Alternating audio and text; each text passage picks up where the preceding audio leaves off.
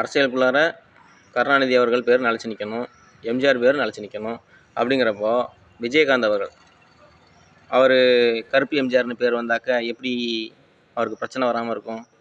அதுக்கு தான் அவருடைய எதிர்கால வாழ்க்கையில் நிறைய பேரோட எதிர்கால வாழ்க்கை இந்த பல்லையாவனங்கிறவங்களுக்கு தெரியும்.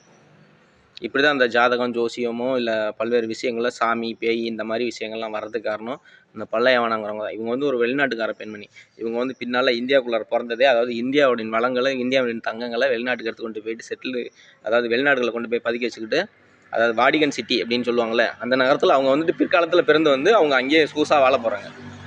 அங்கே இந்தியர்களுக்கு வாழ்வதற்கு அனுமதி கிடையாது வாடிகன் சிட்டியில். அதுதான் இந்த பல்லவனோட பிளான். இங்கே தமிழக அரசியல் எப்படி கெட்டு குட்டிச்சாராக போனான்னா அத்தனை பேர் செத்தா அவங்களுக்கு என்ன, இந்தியாவுக்குள்ளார எத்தனை பேர் செத்தா எப்படி என்ன, இந்தியாவோட அரசியல் நிலை எப்படி இருந்தால் அவங்களுக்கு என்ன, இதை பற்றிலாம் கவலை கிடையாது. அவங்க எப்படியா சேஃபாக செட்டில் ஆகிட்டு அவங்க வெளிநாட்டில் பிறந்து சூப்பராக வாழ்ந்துட்டு போயிடுவாங்க. இது புரிஞ்சுக்கிறோம்.